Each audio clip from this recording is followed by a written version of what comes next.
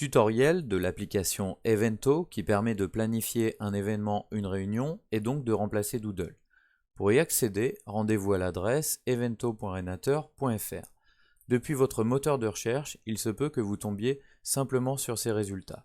Dans ce cas, vous sélectionnez renateur.fr Evento, vous cliquez sur le lien et ici vous allez accéder au même site en cliquant ici sur evento.renateur.fr. Dans certaines académies, Evento a également été intégré dans la plateforme de l'éducation nationale des apps éducation.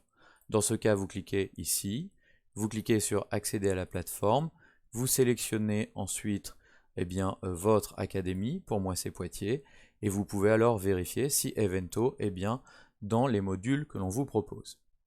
Une fois que vous êtes sur la page Evento, vous allez devoir donc vous connecter. Vous cliquez donc ici sur se connecter. Ici dans la liste, vous allez devoir trouver Éducation nationale, voilà, donc c'est ici. Vous cliquez sur Sélection, et ensuite vous allez chercher votre académie, pour moi c'est Poitiers, vous validez, et vous vous connectez avec vos identifiants académiques habituels, validez, et voilà. Vous êtes alors à présent sur votre session, et vous allez donc pouvoir planifier un evento, c'est-à-dire une réunion ou un événement. Vous cliquez ici, et vous allez indiquer un titre. Par exemple, imaginons que vous organisiez un séminaire, vous pouvez ajouter en dessous une petite description comme ceci. Ensuite, différentes options s'offrent à vous. Vous pouvez limiter le nombre de participants à ce sondage, vous pouvez désactiver l'édition des réponses. Cela veut dire que les participants ne pourront répondre qu'une seule fois et qu'ils ne pourront pas modifier leur réponse après. Vous pouvez également désactiver les notifications dès qu'un participant répond, et puis vous pouvez choisir d'autoriser les participants à voir les réponses des autres ou non. Ensuite, vous cliquez sur Suivant. Ici, il y a une option calendrier qui est un peu plus complexe. On va s'en passer et se contenter de ces options de base. On va commencer par ajouter une question date. On clique sur Ajouter une question date. Ici, par exemple, voilà, on va mettre réunion de préparation donc, de ce séminaire. Et puis, on a ici tout un tas de dates possibles. Alors, très intéressant, Evento garde en mémoire les autres, justement, Evento que vous avez préparés. Ça permet d'éviter des conflits entre plusieurs réunions, par exemple. Ici, on va par exemple choisir le mardi 11 janvier, et on va pouvoir indiquer des créneaux. Par exemple, voilà, 8h, entre 8h et 10h, et bien sûr, on a une souplesse, on peut ici, par exemple, mettre 10h15. On peut ajouter, bien sûr, un autre créneau, voilà, par exemple ici, de 14h à 16h15, etc. On peut également ajouter une autre date. Par exemple, je prends le 14. Alors, soit je conserve les mêmes horaires, donc c'est les mêmes créneaux qui s'affichent, soit je décoche, et dans ce cas-là, je peux sélectionner les créneaux que je souhaite sur cette autre journée, et bien sûr, on peut ajouter autant de journées qu'on le souhaite. On peut également imposer le choix d'une réponse unique aux participants, ou leur permettre de cocher plusieurs réponses, et autoriser éventuellement la réponse peut-être s'ils le souhaitent. Ensuite, on va voir qu'on peut également ajouter une question période. Je clique sur Ajouter une question période, et par exemple, voilà, à quelle période est-ce qu'on va réaliser ce fameux séminaire.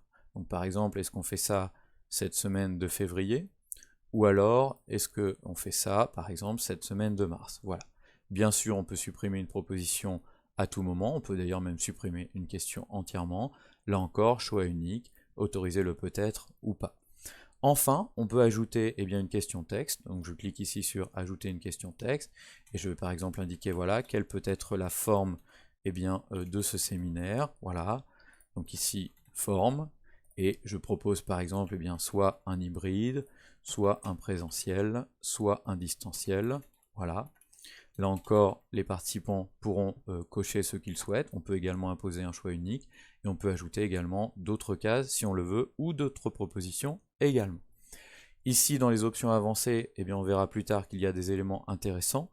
Pour le moment, on peut avoir ici, en cliquant sur Afficher une vue synthétique, le panorama de notre sondage, que l'on peut d'ailleurs réorganiser en faisant des glisser-déposer comme ceci. Ensuite, une fois que tout est prêt, on va passer à l'étape suivante. Donc on clique sur Suivant, et on va donc inviter les personnes à répondre. Première chose, on va mettre la date de clôture. Par exemple, voilà, jusqu'au 27 janvier.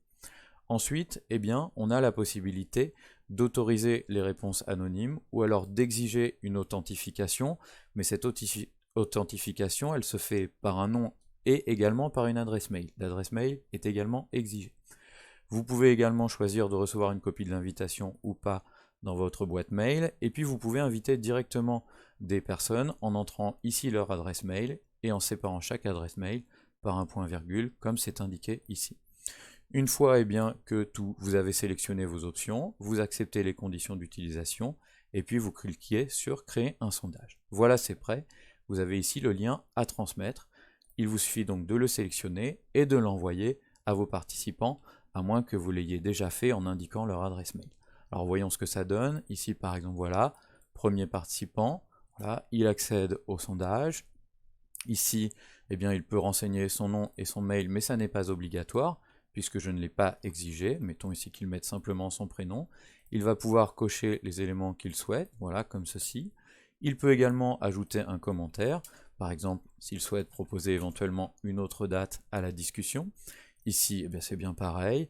Et puis ensuite, pareil jusqu'au bas, et voilà. Et enfin, il clique sur « J'accepte les conditions d'utilisation » et « Valider les réponses », et voilà, c'est fait.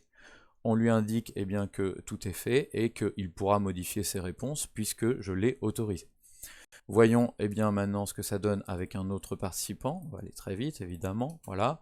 Donc cet autre participant lui aussi accède finalement aux mêmes éléments. Lui aussi va pouvoir sélectionner les réponses qu'il souhaite et puis accepter et valider ses réponses. Voilà qui est fait. Alors voyons ce que ça donne maintenant d'un point de vue de l'administrateur.